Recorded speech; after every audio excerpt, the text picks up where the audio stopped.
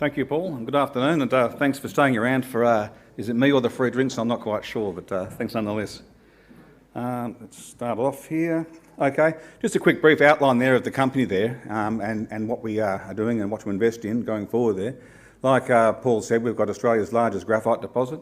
We've just released that about 3 weeks ago, and we're quite proud of that achievement. Within 12 months from scratch, we've got that up to the largest one in the country.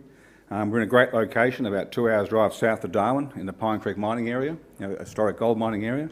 We like to think it's a Tier 1 location in the Tier 1 project for a critical mineral going forward. Just some investment highlights there. Again, just a bit of a double up from the last slide there. We've got a lot of flake graphite there. The initial work we've done on the thin section petrography indicates we've got a good size for battery EV battery use, battery anode material use there as well. China's introduced export controls. They're one of the major suppliers of graphite products in the world. So the markets are looking to diversify away from that one market, which, and given our placement there up close to Asian markets in Darwin, it places us well to take part of that diversification as well. And a snapshot there, our market cap's only about $18 million. We listed about 18 months ago. There's 60 million shares on issue, so everything's pretty tightly held. So there's, I think, a fair bit of upside there as we develop this project. And that's the resource there we released about 3 weeks ago. It's inferred at this stage, but it's 195 million tonnes at 7.3% TGC, which is total graphitic content or graphitic carbon. It's a big resource. You can see on the next slide there how it fits in with the rest of our Australian peers. It's markedly the largest one by a fair margin there. And as you'll see later on in some of the slides there, there's a significant upside to grow the resource and also to perhaps pick out the eyes of some of the better quality material in there as well. The graphite market, where does it come from? Most of the graphite mined in the world is mined in China, about 2/3 of it. But more importantly, nearly all of the refined product which goes into your electric vehicle battery comes out of China. And significantly, they late last year introduced export controls on their graphite project. So I suppose that sort of woke up the rest of the world to all of their graphite eggs are in one basket, so to speak, as far as battery use goes for electric vehicles. It's time to diversify away from that one market there. You can next slide there is what is it? Where does it come from? Sorry, what's it used for? China's the main producer of graphite, like I just said there, and they've also been the main driver of the EV battery use as well for the battery vehicles, electric vehicles coming forward for the last few years there. You can see there is places like China, a controlled economy there with subsidies for battery use for EVs and things like that, has seen a significant growth in the market there for batteries. Markets like Australia, the US and Europe are a little bit slower. I think you will find in years to come as batteries become better and their chargeability, infrastructure is more improved and the range improves as well, that the natural market conditions will also drive EV demand going forward, and of course that goes into the demand for graphite. You know, there's a bit of talk about the sluggish demand for EVs at the moment, but I think that'll improve, as I said, as technology improves. So it'll be more technology-driven upside rather than subsidies and tax breaks and things like that. Now, the project there, like I said, we're about 2 hours drive south of Darwin. It's a fantastic location there, close to the port of Darwin. More importantly, it's very close to infrastructure. We're about 20 kilometres away from gas pipelines, railway lines, sealed highways and high voltage power lines, so it's a great spot to develop the project there. Pine Creek's had a very long history of gold mining, so it's traditionally a mining area, so you know, the local community there and pastoralists are used to exploration and mining. So we've you know, had a very good relationship with the pastoralists there. It's a pastoral lease, so it's government-owned land, so there's no freehold land there in our project area, which makes development a bit easier as well. Now the geology there, and this is one of the strengths I think, is the simplicity of the project. It's carbonaceous or carbon-rich sediments have been intruded by granite, and the heat and pressure from the granite has cooked up the carbon into graphite. So you've got that nice layer there of that blue dash material against the pink granite of graphitic schist, and that's a relatively simple geology. It's subvertical and very consistent along that contact zone there. And that's a highlight of our drilling intersections from last year. We started drilling in May last year and finished before the wet season in November. Excuse me. You can see some of the grades there and the widths, which is the strength of the deposit there. It's very consistent, it's wide, and it's got some good grades there as well. You can see there's a section line in the middle there, and that section there, you can see there, it's 100 metres wide, sub-vertical, very consistent.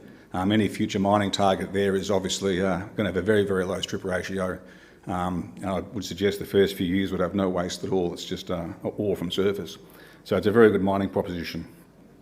And what we're doing now to de-risk that is doing a metallurgical test work as well, which I'll show on the next slide, sorry. Yeah. So the resource there, like Paul suggested at the start there, early days yet, we've delineated nearly 200 million tonnes, and we've only tested about 4 or 5 kilometres of that strike length. We've got a total of 20 kilometres of strike length within our tenements of that graphitic schist. There's no drilling at all on that thick dashed line there which says untested. We know it's there because it outcrops. So I think going forward, we've got enough tonnes as it stands now to develop the project. But I think going forward, we can pick out the eyes and get the best flake characteristics and things like that to optimise what we've got there and to maximise the product going forward when we start producing. I mentioned the metallurgical test work. We have started that. It's very early days yet. We've been very encouraged by our first test work results, which has shown we've got very high recoveries of plus 90%, which is very good for graphite. The grades are around 90% as well, and bear in mind this was an unoptimised sample, and it was a very broad brush representative sample from the whole deposit. So we're going through now, based on those results, we've picked out what we believe are the more prospective areas of better flake size and better recovery and things like that, and we're testing those right now to optimise that flow sheet for the flotation.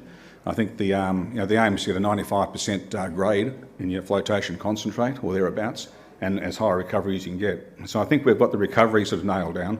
It's just a matter of improving the grade, which I think will get us well. The metallurgist is pretty confident that we'll get that close to that 95% grade.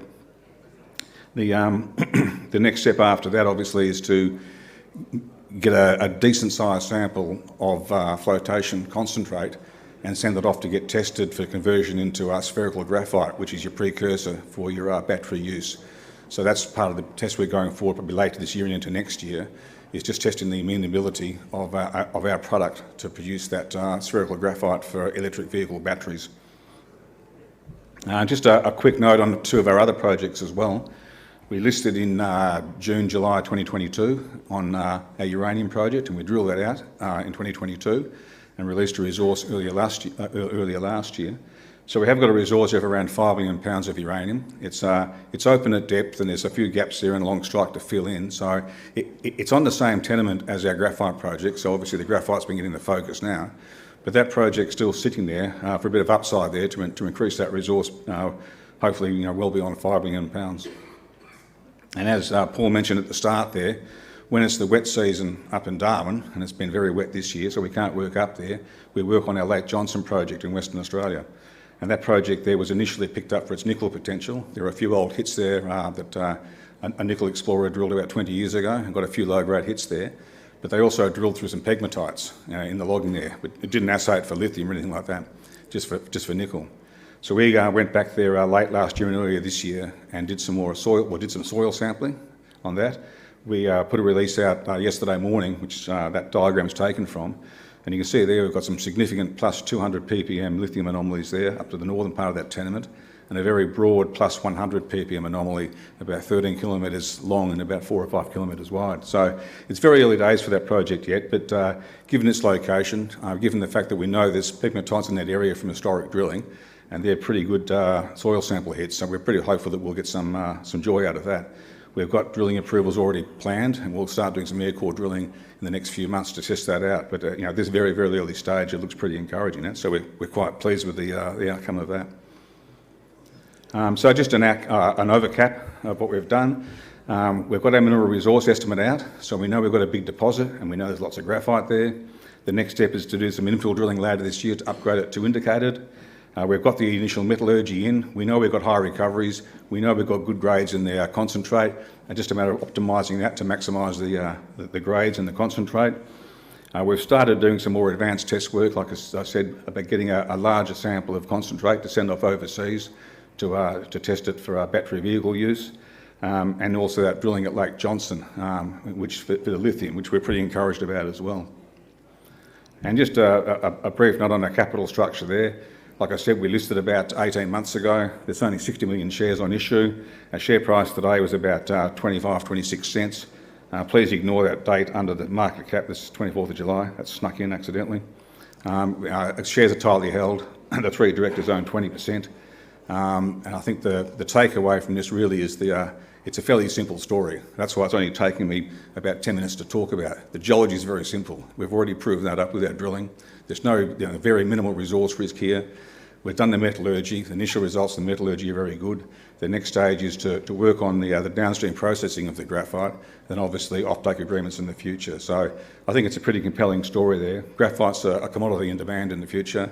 We're in a great location to access markets in Japan and South Korea, where we are in Darwin. So I think just watch this space, and also as a bit of a bonus, we've got that lithium upside as well in the pegmatite. So thanks very much for listening. Hope you enjoyed the story, and any questions, I'll catch you over there for a beer later on.